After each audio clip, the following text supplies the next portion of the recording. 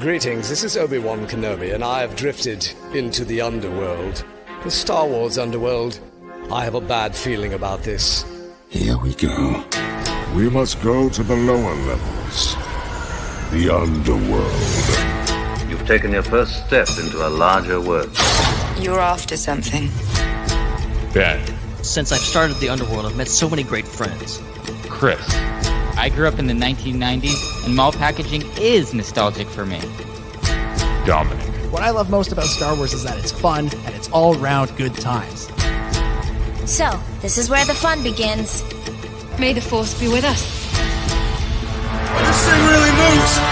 I like this! I can't believe you came all this way to see me.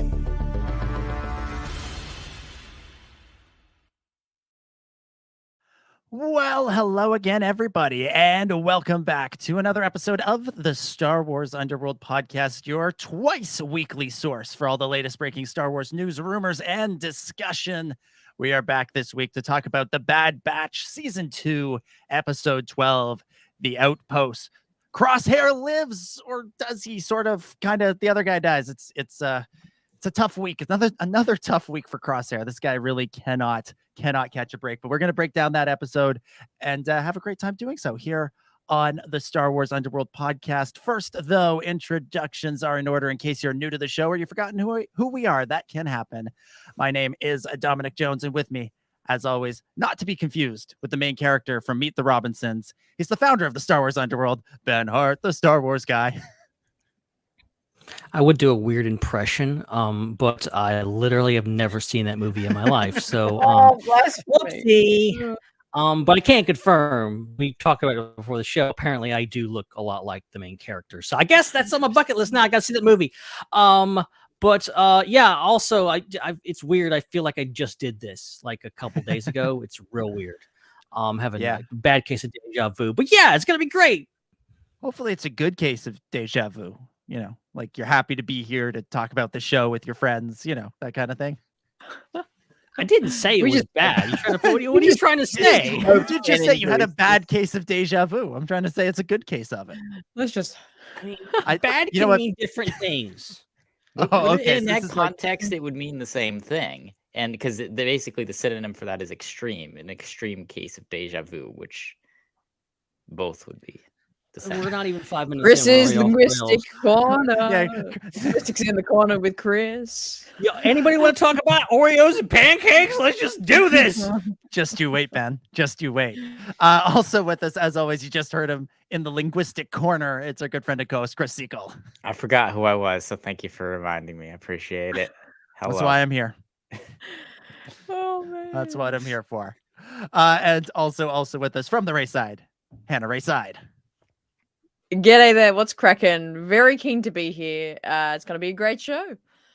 Yes, it will. Yeah, another week where I feel like the Bad Batch kind of got the short end of the stick because it's up against the Mandalorian, and it's always the second show. It's always the Mandalorian and the Bad Batch. Everybody's hyped for the Mandalorian at 3 a.m. or whenever you watch these things. And as we'll get into, this episode really gives Mando a run for its money. It really does. This isn't one of those ones where I think we're going to be having lengthy debates about whether or not it's filler or whatever. This is one that I feel like holds up on its own, but we'll get to all of that in just a moment. Before that, though, we want to remind you, if you haven't already, to subscribe. Punch the old subscribe button, Chewy, whether that's on YouTube, Spotify, Apple Podcasts, Google Play, wherever you listen to your shows. And if you're listening live, you can super chat with us. You can also become a channel member. Those are two good ways to support the Star Wars Underworld financially so we can continue to do cool things. And between the shows, also join the Star Wars Underworld Network Discord to keep the discussion going and join in on things like game nights and movie nights and other nights that have yet to be determined. So you can find the link to that in the description. Before we dive into Bad Batch, I just want to mention one other thing. Last Thursday, when we were talking about the celebration schedule, I said, maybe don't decide that you're going to the 50th anniversary of the Clone Wars panel just yet, because there was more information to come.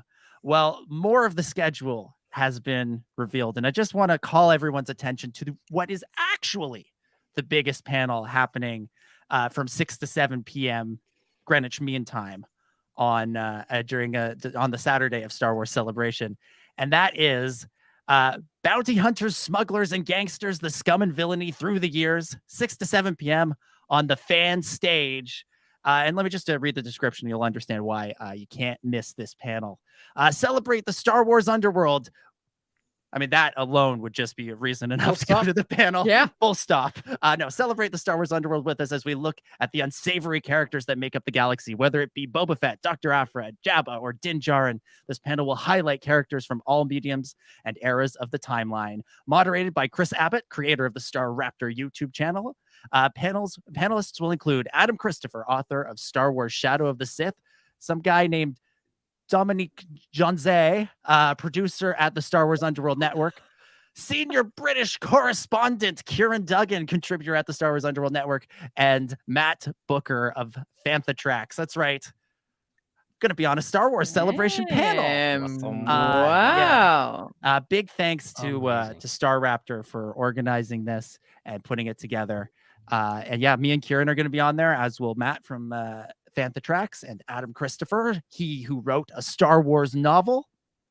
And this isn't in the description yet, and I don't know if it's public info, so I'll still be a little vague, but I don't think Adam is going to be the only Star Wars author on this panel. Might have another one lined up, and one that would be very exciting, especially if you're keeping up with the Star Wars comics these days. So that's a great way to announce that you're writing a Star Wars comic. Very low key.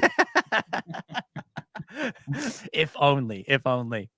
But yeah, Saturday, April 8th, 6 p.m. to 7 p.m. on the fan stage. I know it's up against Clone Wars. I know that's a hard one to miss. But if you don't want to line up for that, or you just like the sound of this panel, or you like this show and you want to hear more from people who contribute to this show, come on out to this one. It's going to be a great time, and we're gonna do some fun things on this panel. So check it out if you're at Celebration, and if you're not, I'm sure Star Raptor and I can come up with some way to make it available to you after the fact.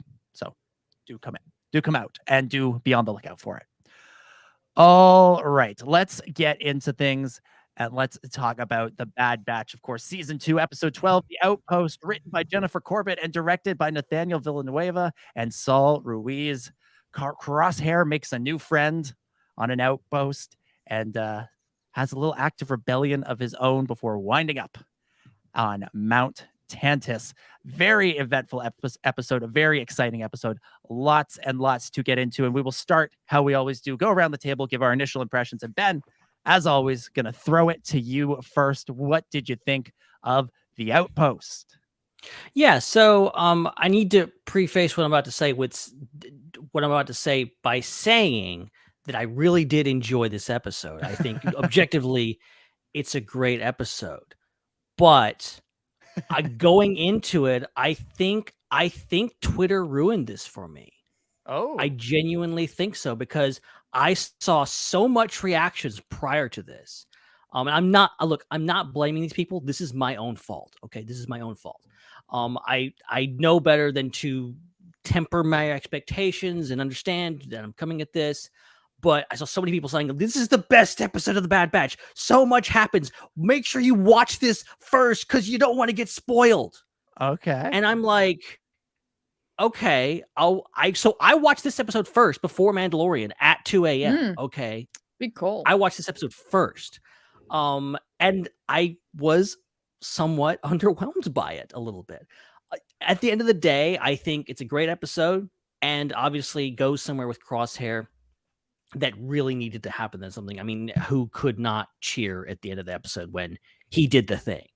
But like that's just, I'm just kind of giving you a preview of my headspace. I'm just like going into this. I don't want it to color my review, because I think overall this probably is one of the best episodes of The Bad Batch. It's a very subdued episode. It's a beautiful episode. The music and everything, the acting, it's really an incredible episode. But I was like, is there a big cameo in this? Is there something big happens? And like something does big happen at the end of the episode. And I was kind of waiting for that. And it's just like, it never things. And yeah, I had a weird experience. That's all I'm going to say.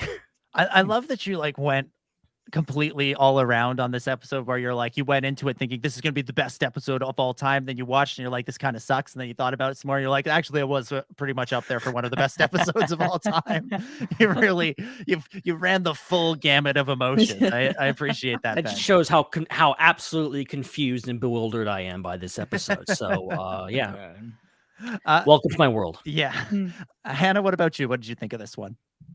I'm so glad you went to me next because I had pretty much the exact same situation, exact same setup. I on Twitter, like the day before leading up to it, I saw tweets. This is crazy. Clone Wars fans you're gonna go nuts for this episode, and people saying this is a 10 out of 10, no question. Whole episode, I'm like, okay, what's this? Oh, what's this big thing happen? Okay, Crosshair got a friend. Okay, what's this big thing? And word for word, Ben, like exact same thing. Like I was like kind of let down because I had built up my expectations, and then afterwards I was like, oh no, it was actually a pretty good episode. Like it was actually a pretty good storyline. You know? But in the moment I was like, oh damn, I shouldn't have read so much online because I got really, really hyped for it. And it was a good episode, but I feel like I didn't fully feel it because I was polarized by what I'd seen online. Wow, okay. Thing. Yeah. Chris, how were your expectations going into this? Okay. So I'm going to live up to them. I feel some type of way about this one. Okay. So as everybody probably knows, I don't really use Twitter. Yeah. And yes, dude, I keep tweeting at you. I figured that out the hard way. I log in like once a week and I see like one tag from Hannah and then I respond to it, and that's pretty much my Twitter use. That's what it is, and I don't see anything else. And so I haven't gone on Twitter definitely a week, and so here's me not even knowing anything about this episode, and I was hyped for The Mandalorian. That's what I was hearing stuff about.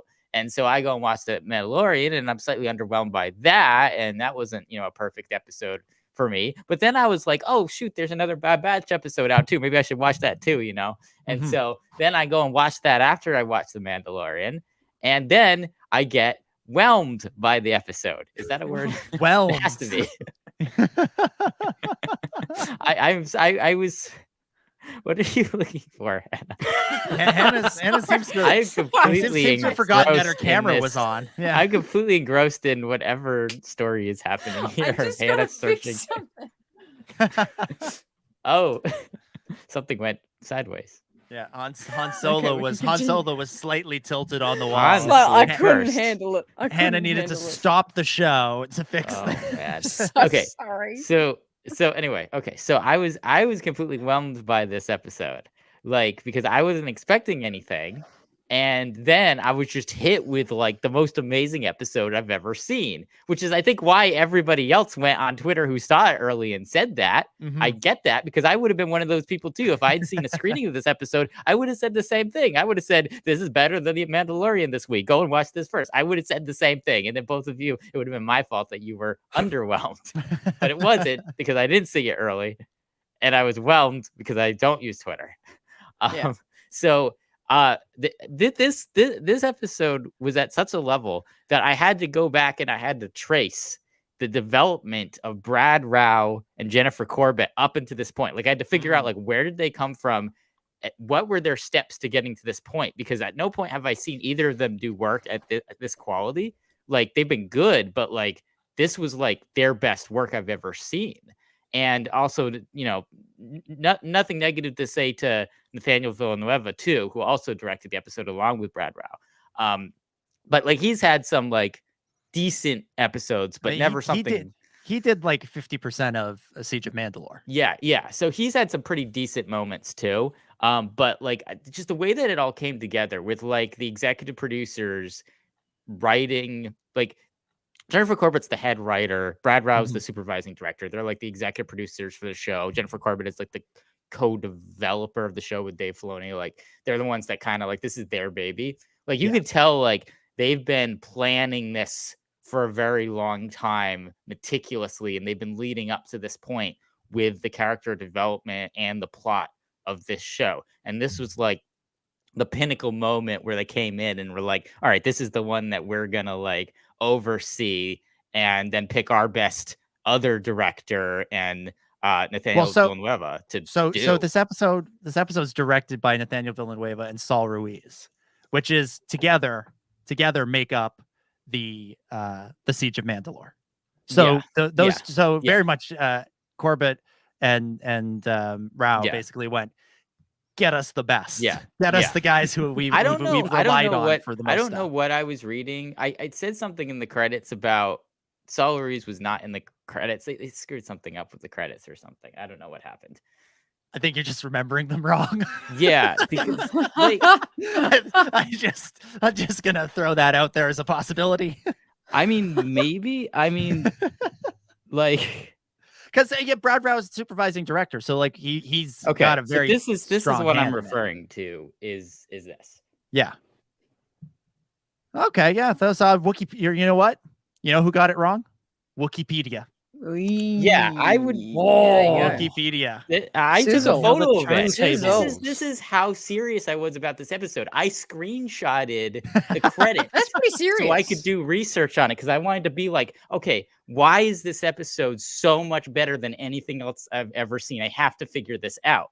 And basically, that was what I figured out. Was this is the only episode that was both co-directed by Brad Rao and written by Jennifer Corbett. So this is the only time, with the exception of just, them overseeing everything, that both of them have specifically worked on something together, and they're the two leads for the show. So like this is like the big guns coming out for this episode, and that is why it seems like a magnum opus for like their careers, and like the best episode, in my opinion, of probably Star Wars animated television going back to the Clone Wars. Because it was just like all of that coming together. So like, here's the thing is, so far this show and a lot of Star Wars animation has relied on gimmicky stuff to be good. Like, let's pull out the Zilla Beast, let's pull out this character and bring them back. Let's pull out this big plot thing with Palpatine. This is the only episode where I feel like it's good just because it was written well. And you don't need any of that other stuff in it. It was just written well. The story was good. It could have been about anybody, and it was good. And that's why I love this episode. And not only that, like Ben mentioned, it wasn't just the writing. This was the best music for an episode that I've ever heard. It was so intense and ever present throughout the entire episode. It was the best animation. Like the fact that like the whole episode was in a snowstorm, and there were like moments where there were like snow like falling off the characters and characters wading through snow, and then you saw like their paths, and like the animation was just like out of this world. There was a shot of the sky that then panned down onto the mountains that looked like live action. Like that was indistinguishable from a live action shot. Like it looked like the Lord of the Rings, and that was animated. So like everything just came together beautifully. And then if you want the plot stuff, yes, it does tie in very well into Crosshair's story and how he fits into the plot, and it ties very well into this kind of like super, clone trooper, thing that's going on that we're kind of learning about, where they're like doing something to their brain to make them a true believer, and that like ties into that really cool too. So it ties into the rest of the series, and it makes you really interested in what's going to happen next. But then just again, individually as a character story, the character development in this episode, taking Crosshair as a character who says good soldiers follow orders, and then having that line spat back out to him by Mayday, and then having Crosshair unlearn that throughout the process of the episode on an emotional level. Again, this is the best character writing that I've seen in Star Wars animation since the Clone Wars. So this episode was absolutely brilliant. I loved it. I watched it twice, and I probably will watch it again. Yeah. So my experience was somewhere in between all three of you. I didn't see a ton of people saying this is the best episode of all time, but I saw like one person say like this is going to be a really good episode. But this one person has also said that has said this episode is huge for Clone Wars fans. just about every week. So I'm like, okay, that's just sort of par for the I know course. who you're talking about. Yeah. I'm like, I know who you're referring to. I'm like, this is just par for the course. Like, okay, fine. Okay, that's great. And so I went into I it love just sort this of person, but kind of have to take their awesome opinion with a grain of salt sometimes. So I went into it just sort of thinking like, all right, this is going to be fine. This is going to be good. This is going to like, this is just I went into it thinking this is a regular Bad Batch episode. I wasn't expecting greatness. I wasn't expecting terribleness. I was expecting just sort of the same that we've been getting all season, and was very, very whelmed by it. Very much enjoyed it and echo a lot of what you said, Chris, because that really did. Everybody seemed to be firing on all cylinders, including D. Bradley Baker, who again is basically just by himself throughout this episode. He has Lieutenant Jerky McJerk face, and the rest of and a few other sort of human characters at the beginning, but most of the episode it's just Crosshair and Mayday. It's just D. Bradley Baker talking to himself and having these incredibly deep, moving conversations between these two clones. So yeah, I loved it. I thought it was just terrific. It's up there certainly up there with the best of this season, and yeah, up there with some of the best we've seen in Star Wars animation. So Chris, I'll start with you on this. This episode, a lot of deep themes, a lot of great character moments, a lot of important, momentous sort of actions are taken in this episode. But really, I think the most vital, important question that we have to answer before we can talk about anything else in this episode.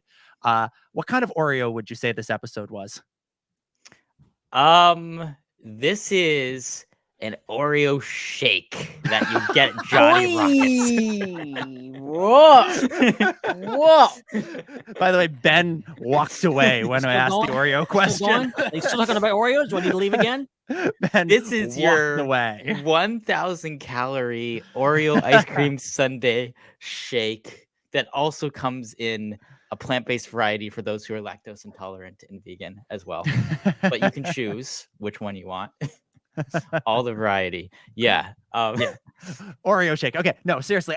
Let's this is the first Crosshair episode that we've had in a while. It's really the second Crosshair episode of the entire season. We haven't seen him since the Commander Cody episode all the way back which was like the second episode of the year. What did you think of how they brought him back into the story? And are you kind of surprised that this is the first we've seen of him since that episode way back when? No.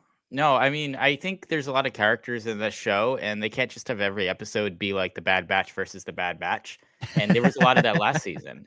There's a lot of tension between the Crosshair and the rest of the Bad Batch last season. So, yeah, I mean, I think it's fine that they've spent time developing other things, and then they've come back to this. Like, I think that was okay how it was done, and I think again that the payoff was just so good that it all makes sense. It all fits together. I mean, I just think for Crosshair, I think it's really cool that they just did like a massive character deconstruction episode for him after kind of hinting at some things before. Like it was deft how like they slowly were kind of pushing at him, like trying to see like, is his firm belief in the Empire going to crumble, going to break at some point. And there was all these little moments like, with Cody and stuff where you're like, I don't know. And then this episode like fully does it. It puts him through a character trial where he completely deconstructs his views and does a 180 by the end. And yeah, I just think peppering that in slowly throughout the series and then doing this all in one episode like this, I think that was a really good way to do it. I think it couldn't have been done better. Yeah, and it goes back to last season too. I mean, the way the finale ended, most shows, or at least shows that were on for a while there was certainly a time when this would have been the norm, would have had Crosshair go back with the Bad Batch at the end of season 1. After that experience on Camino, after the experience of seeing the planet be sort of destroyed. But I think his choice in that moment and what he said to Hunter in those moments, spoke to a deeper level of hurt where he wasn't ready to go back to the Bad Batch those characters in particular, and so he felt he had nowhere else to go other than to go back to the Empire because it's all he's ever known. And we're seeing this through through a lot of these episodes that deal with the clones, that none of them know what to do outside of being a soldier, being in the Grand Army of the Republic or the Imperial military or wherever. None of them know what to do. And you get that moment at the beginning of the episode where the officer's sort of like, thank you for your service to the Empire. You will get your retirement package. If you just have any questions, direct them to the Bureau of Information. Now, please get out of my face, is basically what she was saying. And the clones are like, well, what do we do? What are we supposed to do now? And I think Crosshair was experiencing that all through last season to a lesser degree. Obviously because he wasn't being forced out, but all of his friends had left, but he didn't feel he could. And so now we've just seen him be pushed to the breaking point, literally at the end of this episode. And it's a pretty stellar moment. Hannah, what did you think of Crosshair's sort of evolution across these 2 episodes we've seen him in this season? Yeah, I think his character has been such a fantastic one for me because I think we have the Bad Batch, who are the good guys, who we root for, and we, they're like, the Empire's bad, and we're like, we agree, and like, that's great. And then we have the Empire, the bad guys, the oppressive Rampart, being awful. And then we have Crosshair in the middle here. And I think the main purpose for like Crosshair's character being the way he is that his indecision like gets us so hooked. Like we are so rooting for him to like, we're willing him through the screen. Crosshair, like, see the truth, see your brothers. And I think the thing of season 1's finale where he doesn't go with the Bad Batch, like that was so easy for him to be like, oh my God, like that the Empire is bad. And he gets on the ship and they fly off together into the sunset with the Bad Batch. Like that was so easy to do. And I found that really interesting that they didn't do that for the finale. And I love it continued into this season of there's still so much indecision and it's kind of prolonged. And I think that's the kind of the purpose of his character. Because as the audience, we're just getting so like, come on, Crosshair, like see the light, find the light. And I think that worked for this episode. Like this episode, his little journey, he goes with Mayday and like him starting to really feel the emotion of it. And then obviously by the end of the episode, and it's really, really hitting him now. Like we're like so far down this road going, oh, now you're realizing, like, come on. But it is still so satisfying to see him. Like, it's very sad. It's a very sad scene when Mayday's like, I need a medic, and Crosshair's like, get him a medic, and it doesn't happen, and Mayday dies, and then Crosshair just has that switch flipped in him, and you can see it happen. And it's just so satisfying. And I think it is satisfying because of like how many episodes of Bad Batch we've had? Like 16 of last episode and 12. We've had 28 episodes of the Bad Batch. Mm-hmm. And Hannah's mathematics corner. Hey, we've had to get 28 episodes for Crosshair to like have that realization, where I just think that's great storytelling, that it's like taken that long, and it's been believable that it's been taken that long because we could see his indecision. So yeah, I just think he's like what we're saying with Jennifer Corbett and Brad Rao, like just fantastic, right? And all of the other writers as well, like just really, it's well thought out. Like his character in particular is so well thought out of his direction. He's not a black and white good guy, bad guy, but he's in the middle, he's in the gray, and I think that makes for a really compelling character. Mm-hmm. Yeah, and I think you hit on something important there. It's been a long time. It's been a lot of episodes. It's been a while, and it's been a long time in the real world too. Like we've gotten both of those things. So we've felt the absence of Crosshair from the Bad Batch proper. That's something we've been living with. And so now to get to this moment where it seems like a reunion, we're on the verge of a reunion, tragic or otherwise. It feels right, and it feels good, and it feels earned. There's been a lot of talk about Star Wars timelines and how much time needs to pass in the real world versus in the story, and how that should be shown. I feel like the Bad Batch has really done it right, and maybe they have had a little bit of an advantage because the hiatus between season 1 and season 2 was a lot longer than anyone anticipated, but also just having 28 episodes in between something, or 26 episodes in between the events of Crosshair leaving and this moment where it seems like Crosshair finally hit his breaking point, does feel like, oh yeah, this feels right. This is the story. This doesn't feel rushed or isn't giving us whiplash with Crosshair's good, now he's bad. Grogu's here, now he's there, now he's back. You know, it's earned, I think is the right word for it. I think the thing that I think fits the best is the whole concept of like they're gonna come for you next. Like I think that's really the best way to describe what's going on with Crosshair, because it's like, you know, he sees that first the Empire is going after, you know, the clones that don't really completely fall in line, and all the pockets of resistance that don't fall in line with the Empire. And of course, he rationalized that as, that's not me.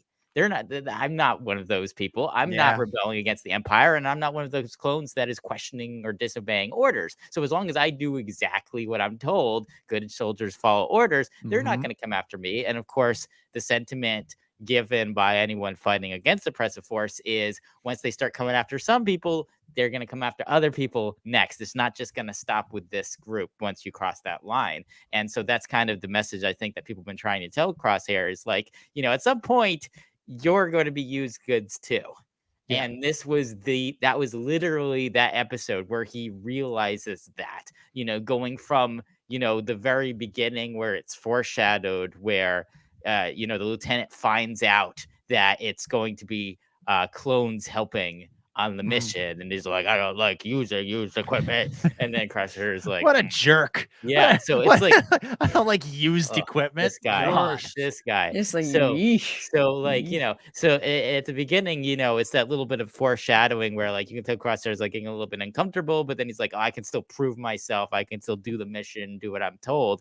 And then that kind of comes full circle to the point where he's like lying on the ground, and there's like a Star Wars version of a vulture circling over him. Yeah. And he's realizing like, okay, I am now the used equipment. That is me. I have realized this. So this is, and then that's that full realization. And the way that it was done from a visual perspective, there are so many sounds in this episode that just are there for like emotional purposes and not plot purposes. Like there are this sound design that just happens, that is literally the purpose of inducing like a feeling, or like showing how a character is feeling, rather than actual something happening. And there was a few things at that moment, and the music and just the visuals of panning up at the visual of seeing the shadow of the vulture crossing on the ground in front of him. Like that was incredible. Like that was some amazing animation. That's the type of stuff that I used to seeing out of like Star Wars Visions right there. That's kind of more like animation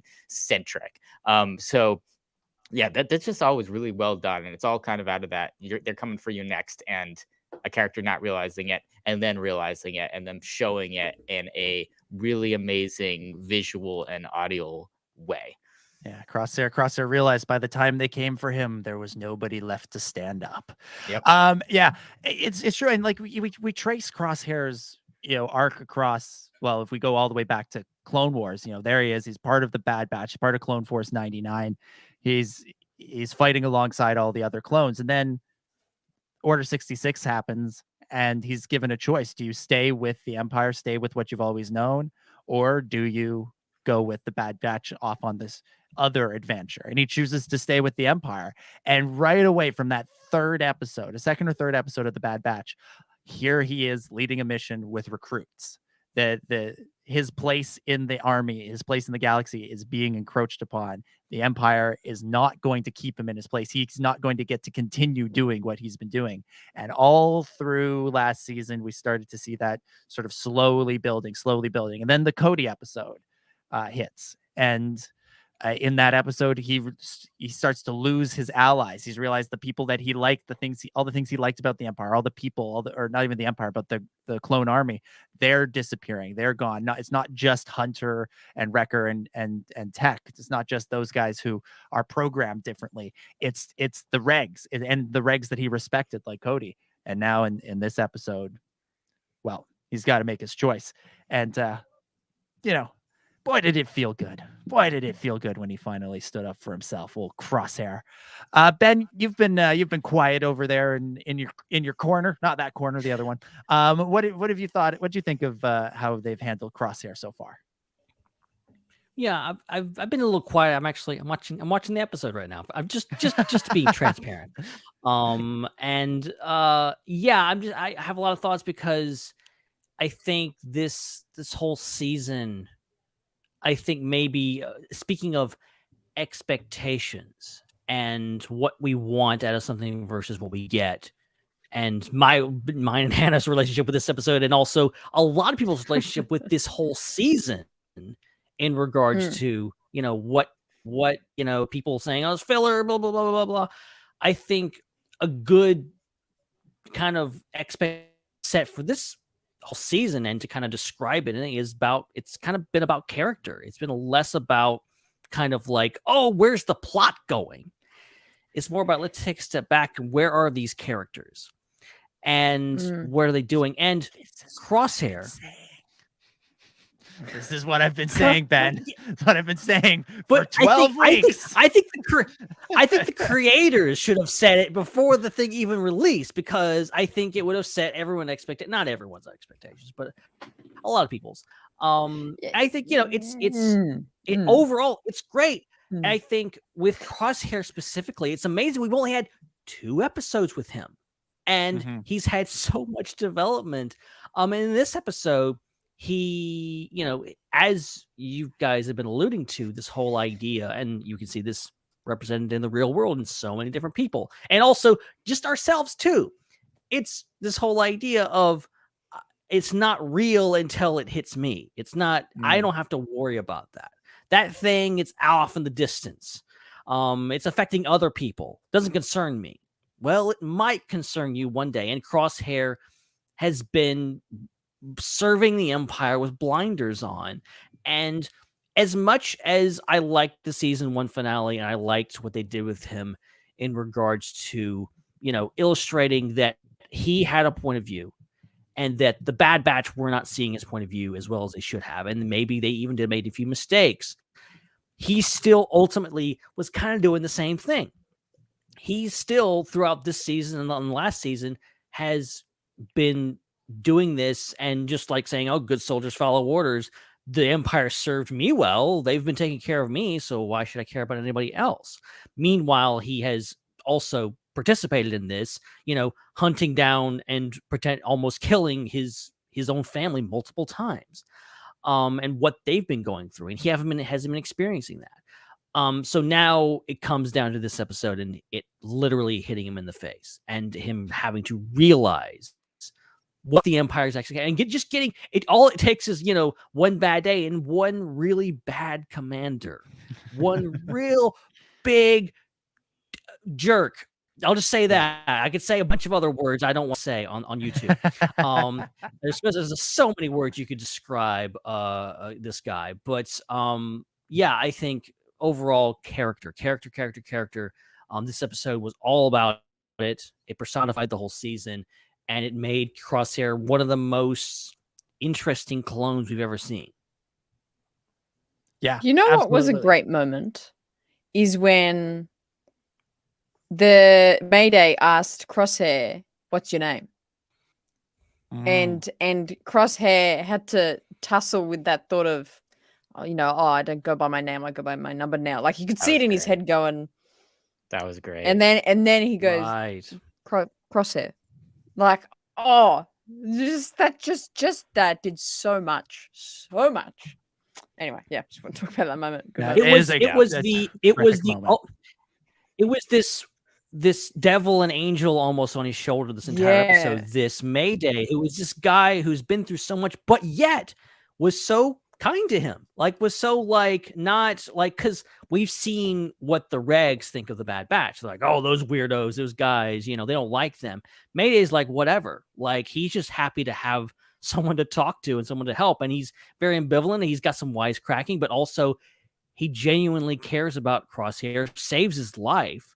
And Crosshair respects that versus good old Jerky McJerkface, who just so bad. He's just the worst.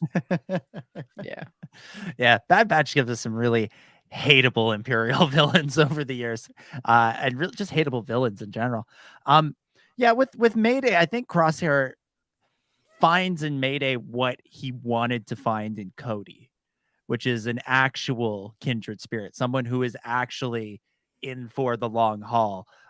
Whatever frustrations they may have with the Empire, both Crosshair and Mayday are still fighting for it, essentially. Mayday is kind of given Lieutenant Nolan, otherwise known as Lieutenant Jerky McJerkface, a hard time.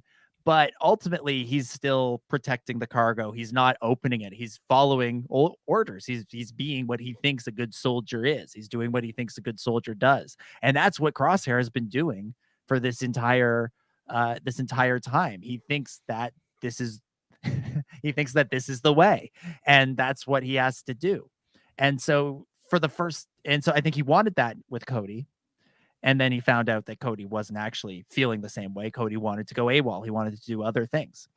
But he finds that in Mayday. And so when Mayday dies, and when Lieutenant Nolan could have saved him and chose not to, something finally snapped in Crosshair.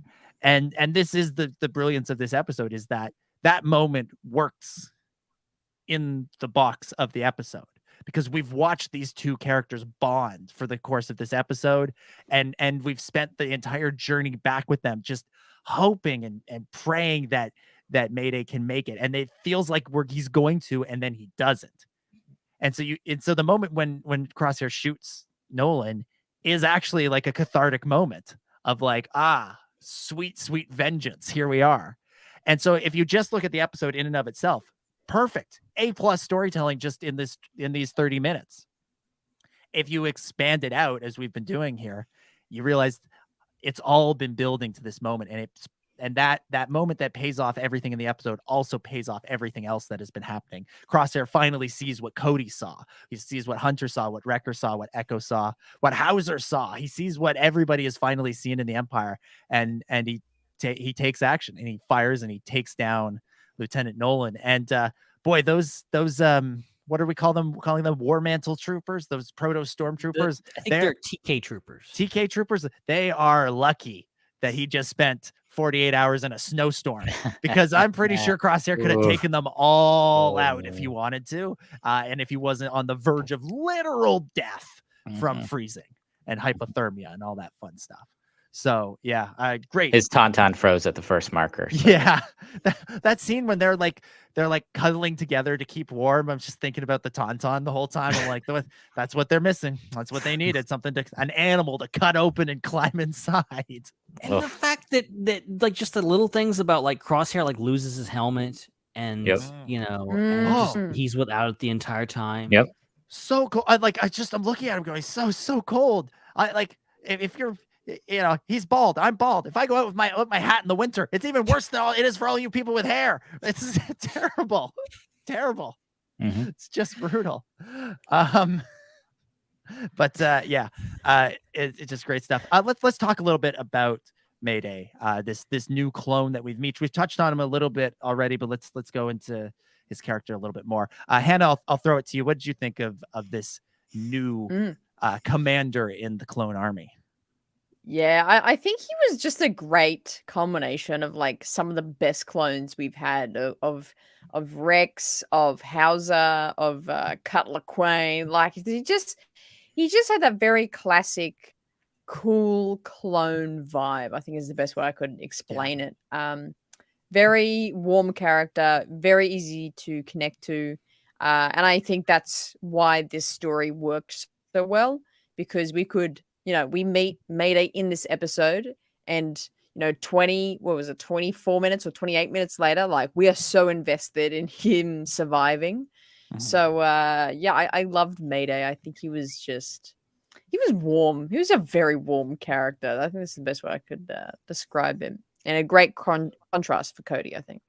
Yeah, a warm character in a cold climate. Good old Mayday. Yes. Good old Mayday. Yeah. Ben, what did you think of his banter with with Lieutenant Nolan. Not even banter, just his undercutting him with his words. Yeah, I like, he's just had it, like, as a character. He's just kind of done with everything, and he's trying to make the best of it. And he's not, he's kind of learned to, not take these Imperials too seriously, and he's definitely, wanting to kind of cut through the intensity that Crosshair puts on. Also A+ facial hair. I love the continued Yes. just diversity in proper clone beards we really haven't seen before until Bad Batch, so it's great. But yeah, I like how his helmets are customized, all his his he has his armor, but it's also wrapped in bandages or whatever else, I guess, just to keep the heat in or whatever else. But we've never really seen that before. I saw where someone made a Lego custom of him, and they used like a mummy torso. So it's had all the bandages. Nice. As a mummy torso and a clone helmet. It's like, well done, Lego customizers. Yeah, and the scene that he has with Crosshair with the mine. What? That's so good. So good. But of course, he said the line that dooms any character. Oh gosh, remind me not to die around you.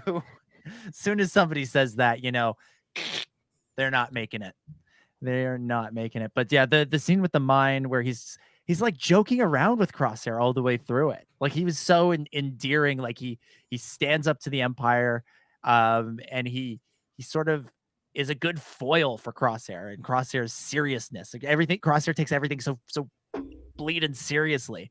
And here's this guy in this literal life or death situation, cracking jokes about, we'll see how good I am if you go boom or not. I'm like, love this guy. That was a great scene. Love this guy. And he's like, I'm going to wait around the corner. I'm confident, but not that confident. It's like, I'm confident, but not stupid. Yeah, that was a great line. Yes, that was a great line. Phenomenal. And so he was a great Star Wars quipper, but he also had a lot of heart to him. And that scene when after the explosion, where he's like, having his own little like memorial for his two friends, the last two clones that survived.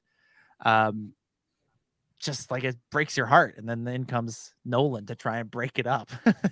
You're like, again, hate that guy. Chris, what did you think of the odyssey that Crosshair and Mayday went on? This journey into the snow to recover the stolen crates, and then the reveal that it was gear. What did you make of that whole sequence? Yeah, this is how you write a story. I mean, like that's kind of my frustration with this season of the Bad Batch. Is there's been a few episodes where the stories had just very kind of basic plots of like, this is what we need to get done, and we're just going to go do it. And there hasn't been really much, many more layers. There hasn't been really much depth to some of the plots. So, you just described, how there was depth to this already because there was irony. There was depth to it because the whole point of it was to provide a tapestry on which, or to provide a space for which character development can happen. Like all the things that happened along the way did something to tell you something about Mayday's character or Crosshair's character or their relationship with each other, or changing some dynamic in Crosshair or their relationship. So like this is, like you said earlier, Dominic, this is like the A+ storytelling, where it's like, a story isn't just like, okay, so they need to go recover this thing. So then they walked over here and then they fought these guys and then they recovered the thing. But then this avalanche came and then they had to get out, because a lot of the episodes, unfortunately, of Star Wars animation, sometimes they feel that way. It's just like, we need to do this, now they do that, now they do that. And it's like, that's not really storytelling. Like storytelling has more to it than that. And so I think, this did so many things at deeper levels than just explaining bodies moving around on camera that I think that it was very well done. And then also, like, to speak about Mayday as well, there was something that he said when he when he was talking with Lieutenant Nolan, that was a callback to, I think, the Clone Wars movie, like the first clone trooper conversations we've ever heard, which was when Rex said, in my books, experience outranks everything.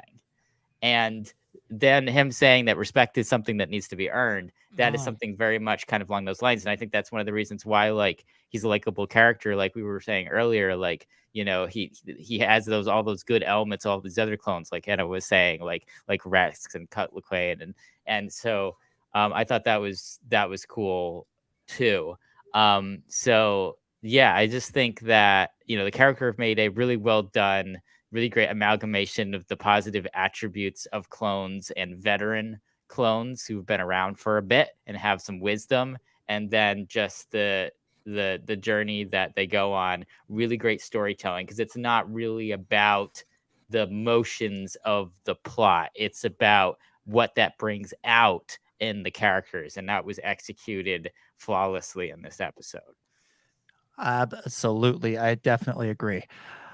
Let's talk about the sort of the coda of this episode, which is Crosshair waking up on Tantus and having a little conversation with the one of the scientists there, who I briefly thought they had finally given a second role to Michelle Ang with this character, but I checked in the credits. Me too. Nope. Yeah, checked in the credits. Nope, somebody different. They cast a different another New Zealander apparently. Yeah, they cast another Kiwi in that role. What did we think of this scene? What do we make? Where do we think this is going? Whoever wants to take this can take this. Well, yeah. All right. So my kind of theory I've pieced together, which I think is, I'm sure a lot of people have this theory, is that the chip or no chip. I actually still don't understand what's going on with Crosshair's chip.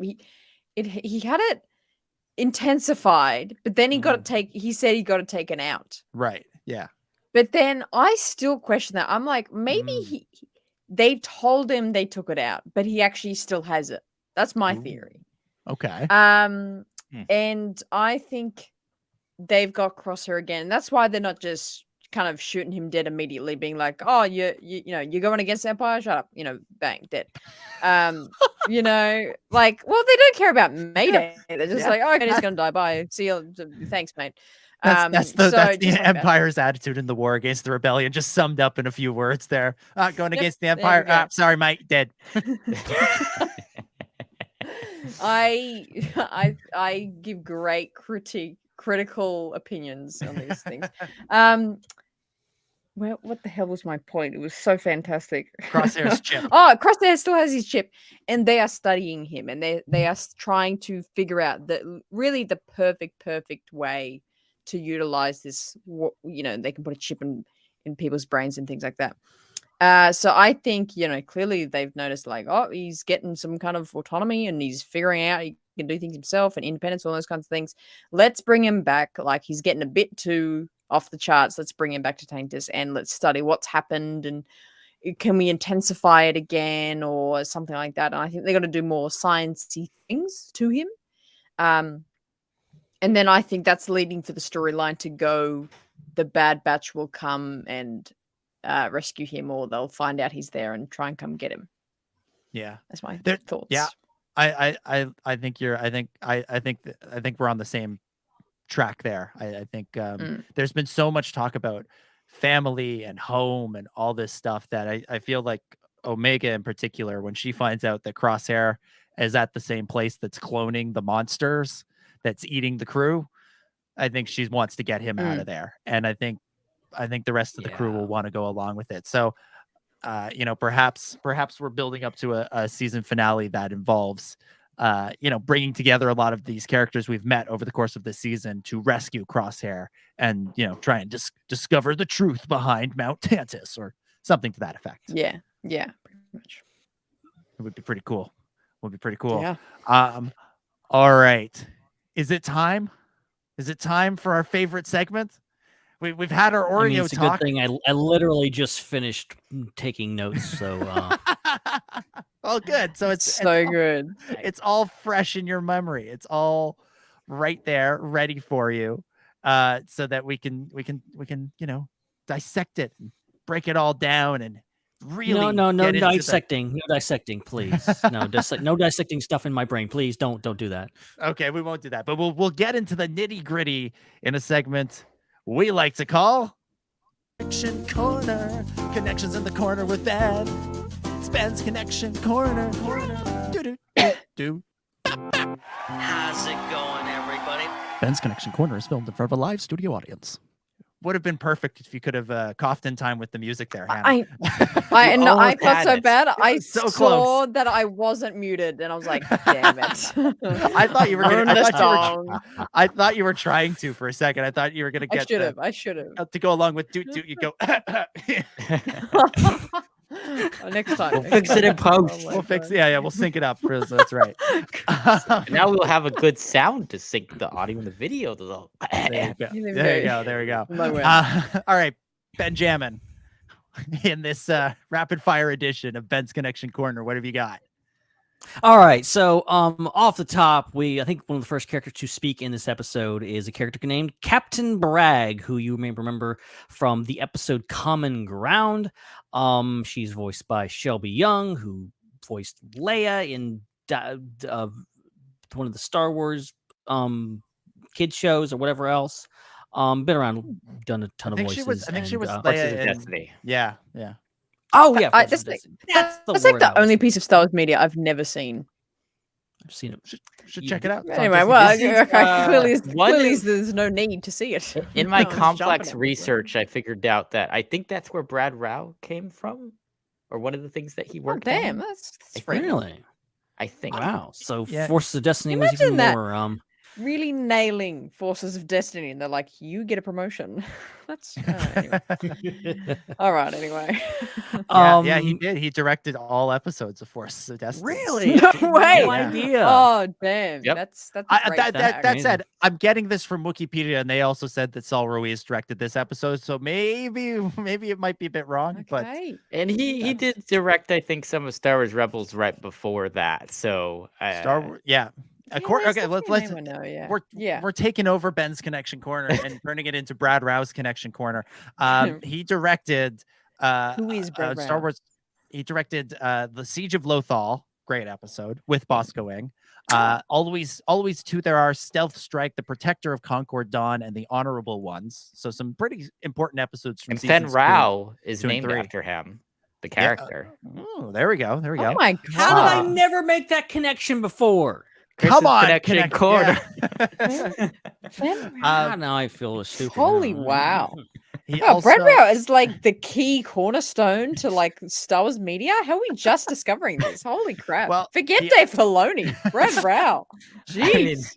He also directed several episodes of Star Wars Resistance, including Into the Unknown, Hunt on Celsor 3, The Relic Raiders, Kaz's Curse, Breakout, No Place Safe, and The Escape with Stuart Lee. The Escape, is that the series finale? Season one finale. Oh, that's the season 1 finale. Okay, I knew it was a finale of some kind. But all great episodes. So I say, make Brad Rao the president of Lucasfilm. Okay, that's just been decided. Yeah. Hashtag. Yes, so Brad the Rao escape is gang. the 2-part final episode of the 2nd season of Resistance. So that is the series finale. Wow. Oh, yeah. Wow, okay.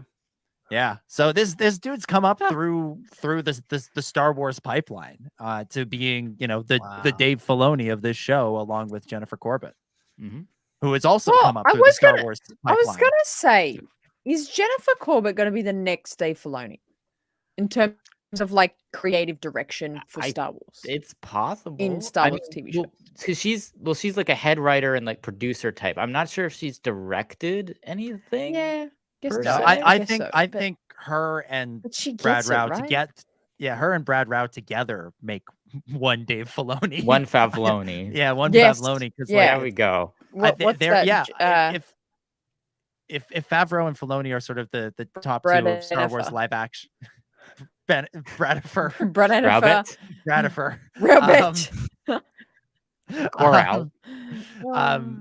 But yeah, Favreau and Filoni are the top two for live action. I feel like these two, Corbett and Rao, are the top two for animation these days, and doing a good job. And I think they also worked a little. Did they work a little bit on Tales of the Jedi 2, or one of them did, I think. Yes, yes, we did not actually complete the Brad Rao, Is that Brad? the Brad Rao filmography. He directed Bounty Lost. No, wait, no, those are just Bad Batch episodes. Never mind. No, he hasn't done. Nobody did anything for Tales of the Jedi. Oh, maybe that was Nathaniel Villanueva who did that. That would make sense. Yeah, because he directs all kinds of things and has Brad Rao's Corner. Yeah, Jennifer Corbett. Since we did Brad Rao, we might as well do Jennifer Corbett as well. She wrote of Star Wars Resistance, Rendezvous Point, The New World, and Rebuilding the Resistance, which were all sort of towards the back end of season 2, which were a trio of very solid episodes. And then has been kind of the go-to person for Bad Batch in terms of writing the big episodes, things like Aftermath, Battle Scars, Rescue on Ryloth, Camino Lost. I think we're going to see an upcoming series with created by Brad Rao or created by Jennifer Corbett or one of these, and I think Filoni won't even be mentioned. Well, I think he'll be an executive producer. This one is quote unquote developed by Jennifer Corbett and Dave Filoni. That's right. I remember. So she is listed as essentially a creator for this show. Yes. Yeah. And give him a live action. Give him a live action Luke's Academy, Jedi Academy show. Ooh. Or just an animated show that takes place within the Mandoverse or towards the direction of the sequels that deals with sequel characters, unlike Resistance. Resistance had Poe. Come on now. It had Poe. I mean, as the main characters. They had Phasma. Kylo was in there for a beat. All so in was due Hux. time. All in due time. We're heading that direction. The Rey show. All right. Ben's Connection Corner. Connections in the corner with Ben. We've done the entire filmographies of Brad Rao and Jennifer Corbett. Well, I didn't even have to make notes, apparently, because, you just did all that. I only got a couple more, okay? Let me just power through them, and we'll get this done. All right. So I think we've got versions of this over the years in Clone Wars or whatever else, but it was nice to see kind of a full set of the Imperial commanders, like outfit, the big helmet and the chest piece that General Veers wears in The Empire Strikes Back. Nolan has pretty much the exact same outfit, which is really cool. So D. Bradley Baker, the venerable D. Bradley Baker, not only does he voice Crosshair and Mayday and Veach and all the other clone troopers, he also voices the Ice Vulture. I thought so. D. Bradley Baker. What a legend. Creature voice actor. Literally, this show just does not work without him at all. So he's every animal and also in all of animation ever. I'm pretty sure. Pretty much. There's no other voice actor does animals. It's him. I also scanned the credits. I noticed that one of the stormtroopers, or maybe all the stormtroopers, I'm not sure how many talked this episode, was voiced by Max C. Hampton, who is not an actor.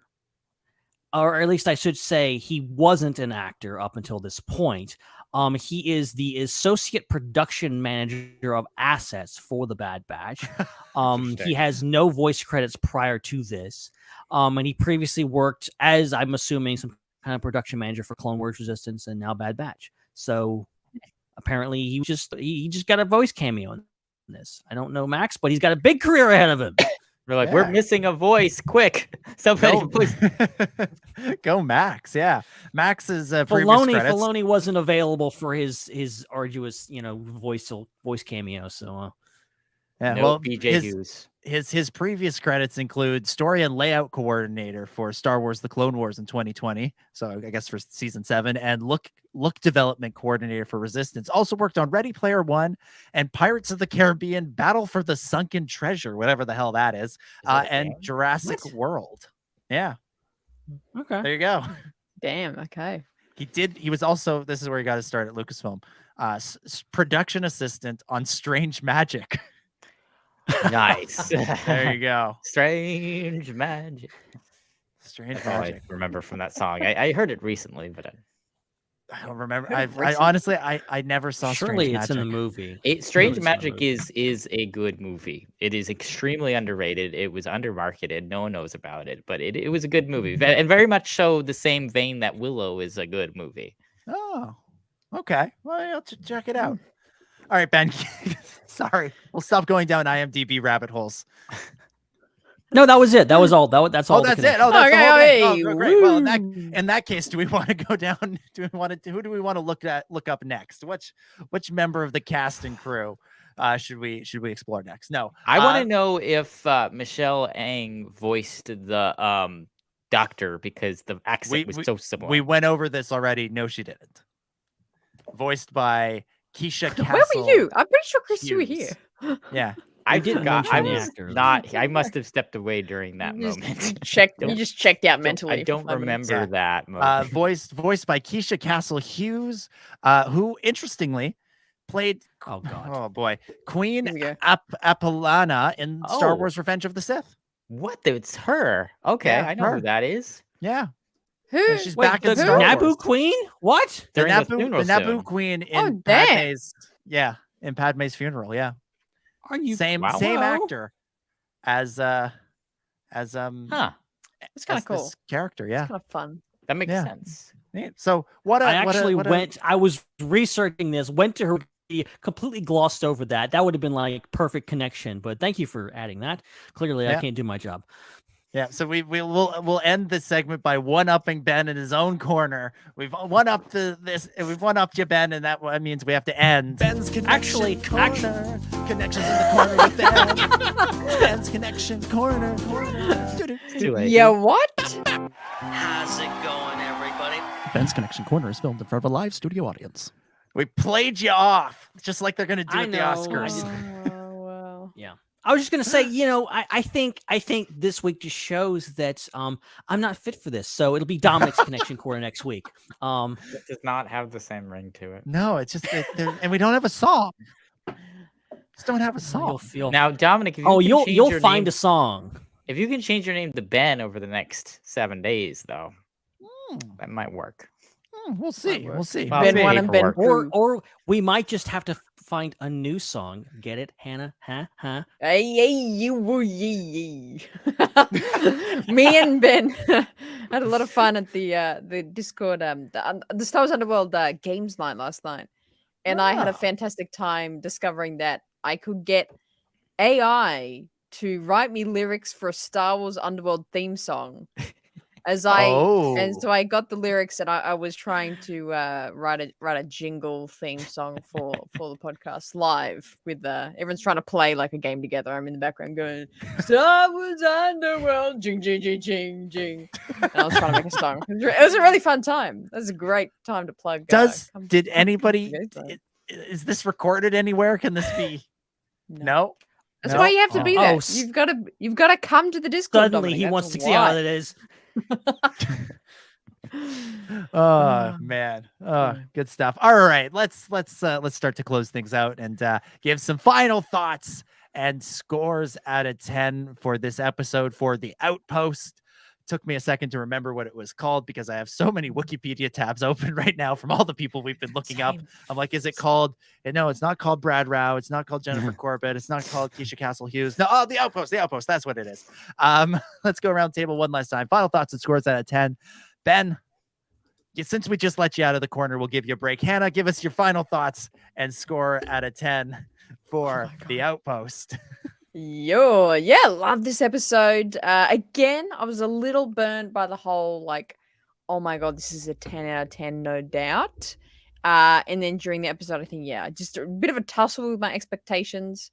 But putting that aside, actually critiquing the episode, it was great story, great characters, really fantastically written, one of the strongest of the season.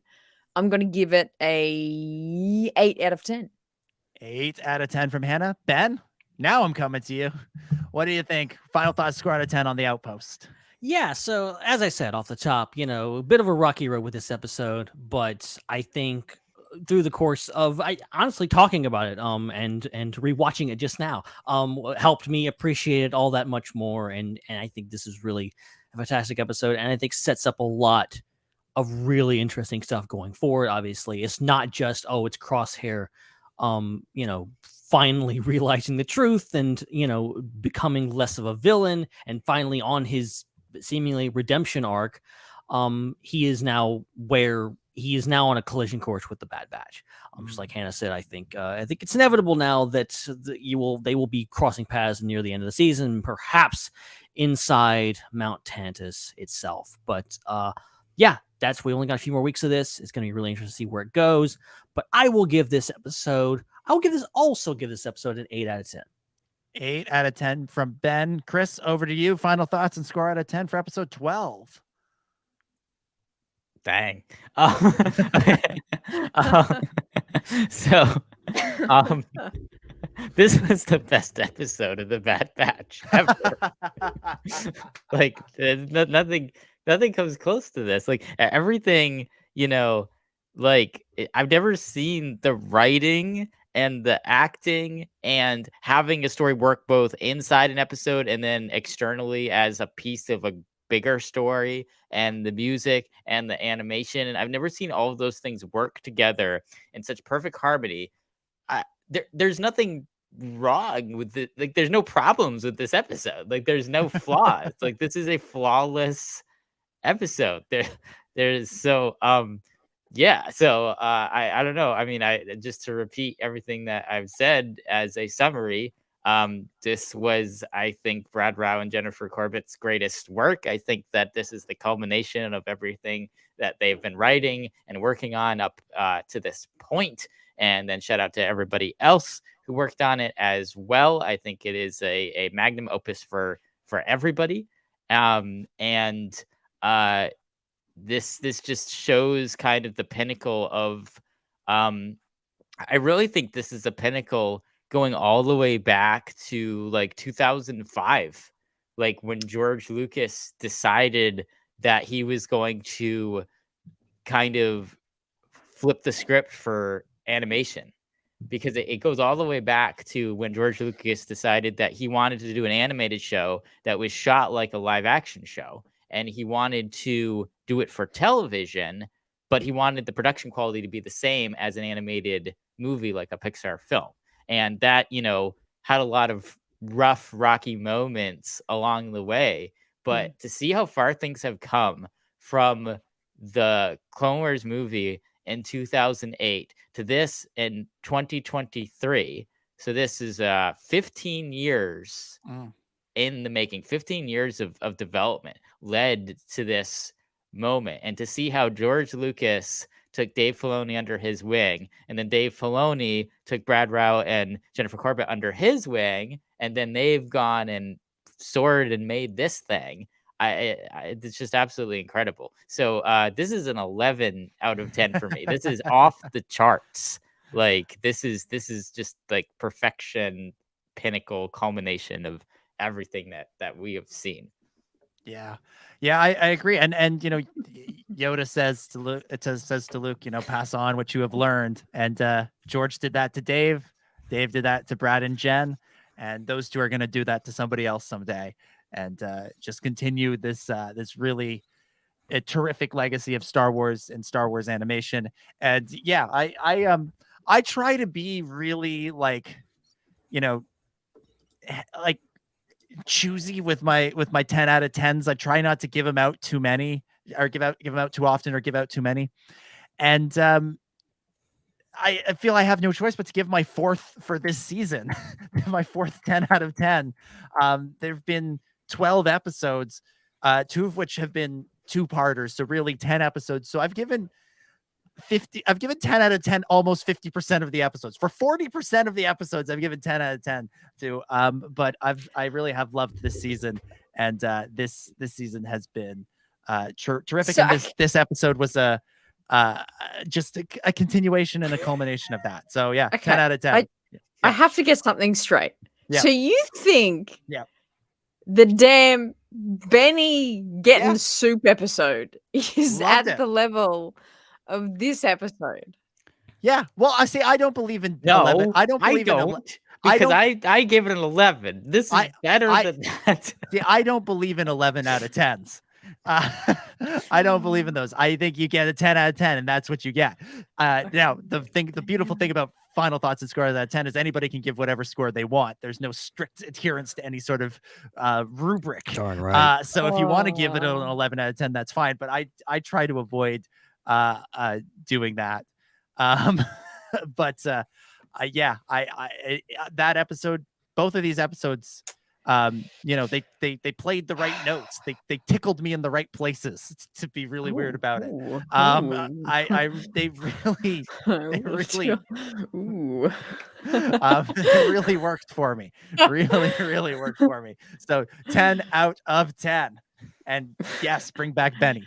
I'm going to revise my score to a 14 so that we all average a 10. Oh, that's so good. Good stuff. Real quick, we got a super chat this week. It has nothing to do with Bad Batch, but it does tie in with Clone Wars a little bit. George Rogers dropping a super chat here at the end of the show. Guys, I figured it out. Meever Gascon was in the droid mech in Mando. Sure, I'm going with it. I like it. That makes sense. It's the best theory I've heard so far. That makes so much sense. Yeah, I'm going with it. I love it. Thank you, George. That's terrific. But yeah, I think with that, we can begin to wrap things up for this week. Thank you, everybody, so much for listening. We will be back on Thursday at our usual time, 9:30 p.m. Eastern, 6:30 p.m. Pacific, to discuss the next episode of The Bad Batch. And we'll also be back next weekend. Oh, no, not to discuss the next episode of Bad Batch, to discuss the next episode of The Mandalorian. That's what we do on Thursdays. But we will discuss the next episode of The Bad Batch next weekend at a time that is still, as always, TBD. That's the time we record these. It's TBD. And we try and, if you pay attention to the social medias, if you pay attention to our YouTube, if you subscribe, you can figure out when it is if you want to tune in live. But otherwise, it should be in your feeds. Ideally before the weekend ends. That didn't happen last weekend, and that's on me. But this weekend it will, and next weekend it will, and hopefully the weekend after that as well. But yeah, good stuff, and we'll see it, everybody. Then between shows, you know the drill. You follow us on social media at the SWU pretty much everywhere. I'm at Dominic J25. Ben is at Ben Hart with no E. Chris is at Seek3PO, and Hannah is at the Raeside. And join the Discord for more discussion, and subscribe in all those places that you usually subscribe. Ben, thank you for hosting and for being in the corner. Oh, this was a pleasure as always. I'm glad you were here to help me to get through my therapy on this episode, figure out my actual feelings on Good. it. Chris, put down your drink and plug some stuff. Put down the damn juice. Stop chugging and start plugging. At Chris Seekell on Instagram, because I don't use Twitter. There you go. Thank you. At Chris Seekell. You should maybe put that at the bottom of the screen instead of using the handle for the social media site that you don't use. Yeah, so it's also Ben's name, but he puts it I there. also have an at Seek3PO. At Seek3PO is my TikTok. Okay, fair enough. Yeah. Follow him on TikTok. He does all sorts of dances. I don't know what you do. I don't even know what. I want you to dance more. Yeah, let's do. Yeah, Chris dance. I will follow the trends. So enthused. Wow. I'll follow the trend. You sound like a robot trying to fit in with the kids. I will follow the trend. I will behave like a human. Oh man. Hannah, plug what's coming up on the Raeside. What's coming up on the Raeside? A little bit of everything. It's quite the variety over there. We've got some gaming, more gaming happening this week. More reviewing. There's just if you want to immerse yourself in Star Wars, just come over to the channel. There's lots going on there. Absolutely. So follow at the Raeside on social media. Search for the Raeside on YouTube. That's RAE side. And like I said, at Dominic J25. This is where you can see pictures of me at the office experience in Toronto. I can't believe that they let everyone spill that stew. I know. Like, how much beans are they going through there? They're just every time. Endless amounts of chili, just consistent amounts of chili. Actually, the job picking up after that every time. Yeah, actually, the thing. What a job.